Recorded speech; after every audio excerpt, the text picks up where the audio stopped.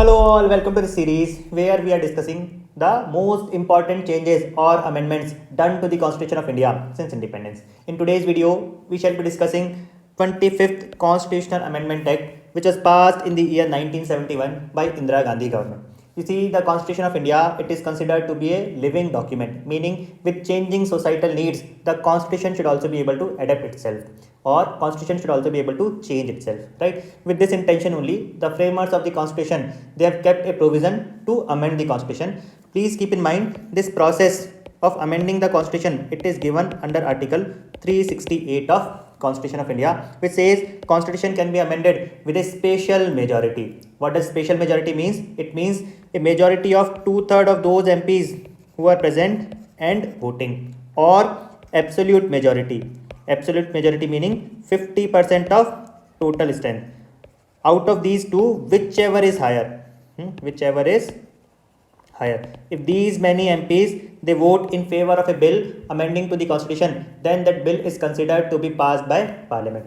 After parliament passing, the same bill then is referred to President of India for his or her assent. Please keep in mind, after 24th Amendment Act of the year 1971, which we have discussed also earlier, after that act, it has been made binding on the President of India to give assent.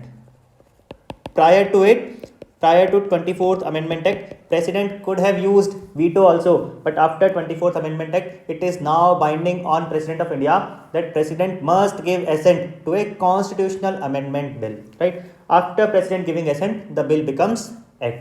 So this is what the brief process of amending the Constitution is. Now let us see what changes were done by 25th Amendment Act in the year 1971. But before we see the changes, we shall first be discussing what was the background or what was the situation at the time why these changes were brought at the first instance. So you see, in 1969, Parliament of India, it had brought a one very landmark law. This law, it was about nationalization of private banks in India, right? So by this law of 1969, what Parliament has done is, there were 14 private banks. 14 private banks. These 14 private banks were nationalized, meaning the ownership of these banks was transferred from the private players to the state. It's not like there were only 14 banks at the time, but out of the total banks, only 14 were chosen to be nationalized, right? After this law being passed by Parliament of India, one person who was a shareholder in many of these banks, he had approached to Supreme Court of India saying this law passed by Parliament of India, which is about nationalizing these 14 banks, this law is violative of my fundamental rights. Which fundamental rights? Fundamental right under Article 14, that is about equality, Article 19, that is about freedom, and Article 31, which is about property. He says that these three of my fundamental rights are getting violated, and hence Supreme Court should use its power under Article 13, which gives the higher judiciary a power of judicial review, that if any law passed by any legislature is violative of fundamental rights, such a law shall be struck down by Supreme Court or higher judiciary as null and void. So he says that Supreme Court shall declare this law as null and void because it violates three of my fundamental rights. How?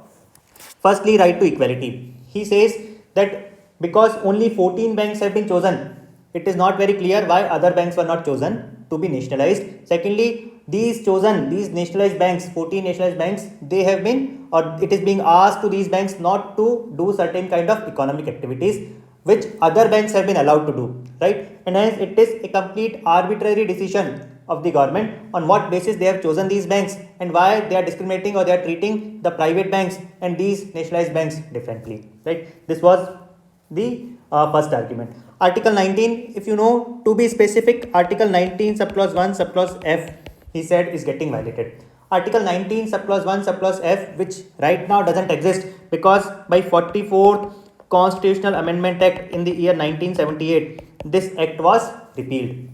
But at this time, in 1970s or in 1969, this right used to exist. Article 19 subclause 1 subclause F says every citizen has a fundamental right to hold the property, to acquire the property and to dispose the property. He says my right of holding a property has been curtailed here by state forcefully nationalizing the bank. My ownership has been taken by the state, right? And hence it is violative of Article 19(1)(f) also.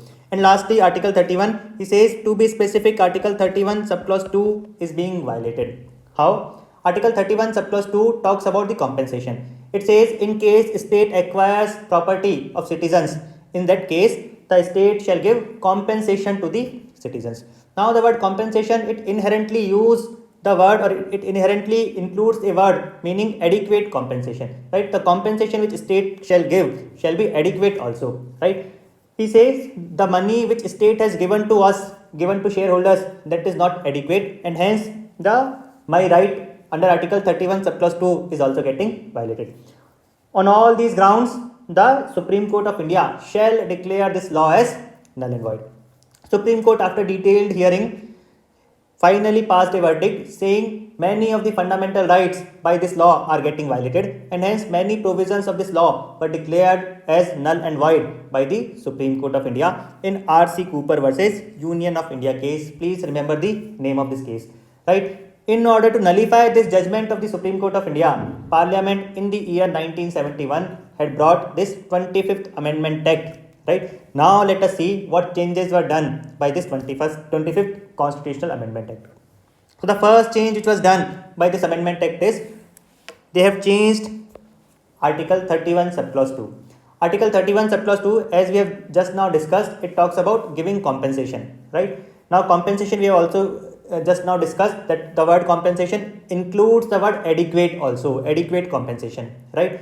Because many a times whenever a state used to acquire the property from the citizens, the compensation used not to be adequate. The Supreme Court or High Courts, they used to declare such laws as void, such laws as null and void, right? So Parliament, what they have done by 25th Amendment Act is they have changed the word compensation with amount.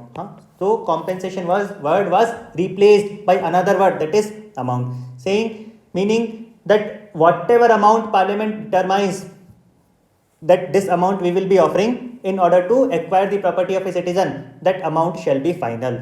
Whether it is adequate or inadequate, court cannot look into it, right? So that was the first change being done by Parliament by 25th Amendment Act.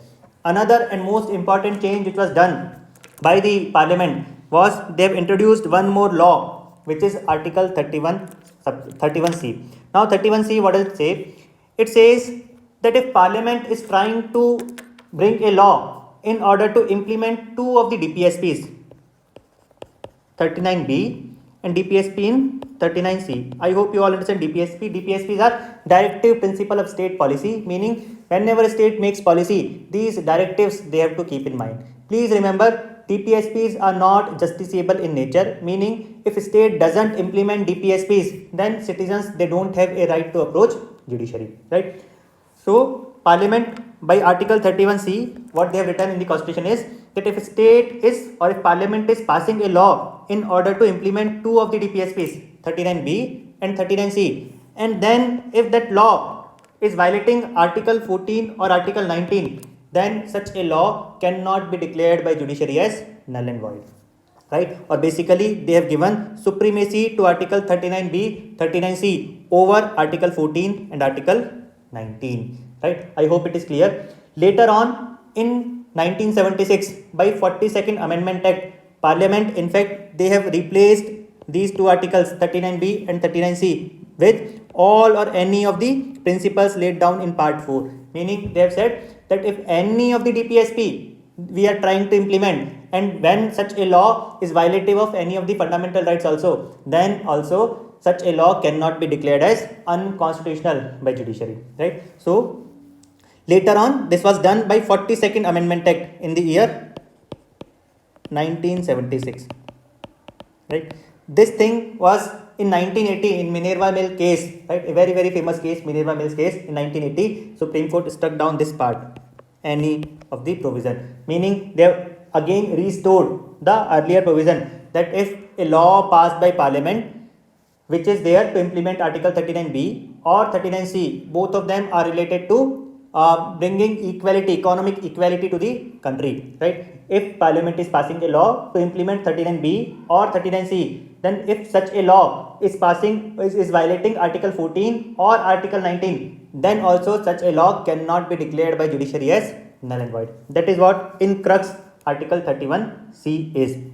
Further, it says that no law containing a declaration that it is to give effect to such policy shall be called in question in any court on the ground that it does not give effect to such policy. Meaning, let's say a law is being passed by Parliament, and Parliament is saying that this law we are passing in order to implement a DPSP. But when you see the content of the law, none of the DPSP they are talking about, or the law is not about implementation of a DPSP. Even in such a case also, the Article 31C says that even in such a case also, judiciary cannot take up such a bill, right? Such a act. This thing was declared unconstitutional by Supreme Court of India in another very, very famous case, Keshwanand Bharti. Keshwanand Bharti case of 1973, right? So, and hence this does not exist anymore. Supreme Court has declared it as unconstitutional, saying judicial review is part of basic structure of Constitution of India, and hence it is a right of the judiciary to review a law. The last part of Article 31C is provided that where such a law is made by the legislature of a state, the provisions of this article shall not apply thereto unless such law, having been reserved for the consideration of the President, has received his assent. Now, meaning, for Parliament it is fine, but if State Assembly is passing a law and saying this law we are making in order to implement a DPSP, and even if this law is violating any of the fundamental rights, Supreme Court or High Court should not look into it. This power was not given to state assemblies. They have said if State Assembly is passing a law, if State Legislature is passing such a law cannot violate fundamental right unless the law after State Assembly passing it, the law shall be reserved by the governor for the consideration of President.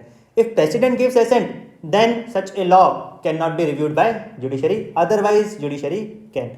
So I hope Article 31C is also clear. 31C, please try to understand. It is about giving supremacy to two of the DPSPs, namely 39B and 39C, over two of the fundamental rights, that is Article 14 and Article 19. If legislature is passing a law in order to implement Article 39B or 39C, then such a law might violate Article 14 or 19, and judiciary cannot stop such a law being implemented, right? So this was 25th Amendment Act, which was passed in the year 1971. We'll be seeing later on that after 42nd Amendment Act also, we'll be seeing later on that this whole debate of Parliament's power of making law was settled up by the Minerva Mills case of 1980, right? So I hope this 25th Amendment Act is clear to you all. Thank you so much for watching this video.